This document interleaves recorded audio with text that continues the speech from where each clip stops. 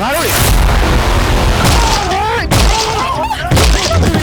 ဟာရကွာမီကိုဖို့စီမင်းမတို့သမီးခိုးပေးဆိုဒီမှာခိုးရပြီလေကွာ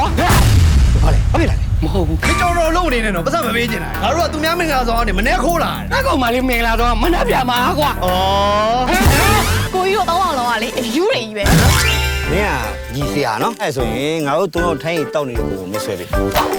ဒီကနှလုံးသားထဲမှာမင်းတို့ညီကိုသုံးကချစ်စီဟာကောင်းတယ်လို့ထင်လို့ဒီလိုပုံလေးဆွဲတာပါကွာဟုတ်တယ်မလားမဟုတ်ပါဘူး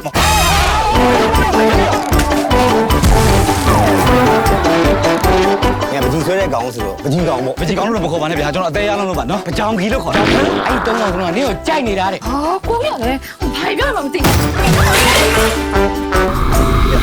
ငါညီတော့ကိုရနေတာဖြတ်ပြခုဖြတ်ဟုတ်ကဲ့ဖြတ်အညီကိုလည်းတော့မပတ်သက်မိစေသူတင်လိုက်သူတို့တုံးနေအောင်ချစ်တဲ့ညီမလေးကိုညှက်ဆောင်နေတော့မထုံမိစေညီမလေးရေဝိုင်းလိုက်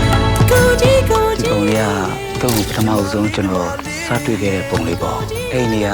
ကျွန်တော်ရှင်ခွင်တစ်ခုလုံးကိုတုံးသိမ့်ပိတ်သွားခဲ့တဲ့နေ့ပေါ့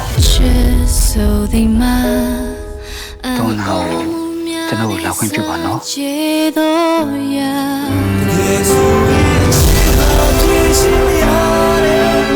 မလေးကငါတို့3ယောက်လုံးအတွက်ရန်ကိုတန်မိုးထားရတဲ့ရဲနာကျုပ်တို့ရဲ့ဘွားငါတို့ညီမလေးပုံမဲ့ဆေးအောင်ချဲရသေးရလေဘေးကငါတို့ပုံရပြီးမှမပြီးဘူးကျွန်တော်ရှင်လေးကိုရောက်လာတဲ့ပုံလေးတစ်ခုလေးကိုပဲဆေးရောင်ချဲပြီးသွားလို့ပါကျုပ်တို့ညီမလေးပုံကျုပ်တို့ခွင့်ပြုချက်မရှိပဲခိုးဆွဲရဆိုရင်ဒီကောင်ကြော့လာငါတို့ဒီကိစ္စကိုသွားရှင်းမှာရညီမလေးမင်းတို့ညီမလေးကိုလင်ကောင်းတောင်းအောင်ရအောင်ရှာပြီးပေးစားကြလို့ကျုပ်တို့ညီမခမပြောသလိုကြွားမလားဟာစေတနာနဲ့ပြောနေတာသိတယ်ခင်ဗျားကိုစကားလူလိုပြောနေတာနော်ဟောမကဲနဲ့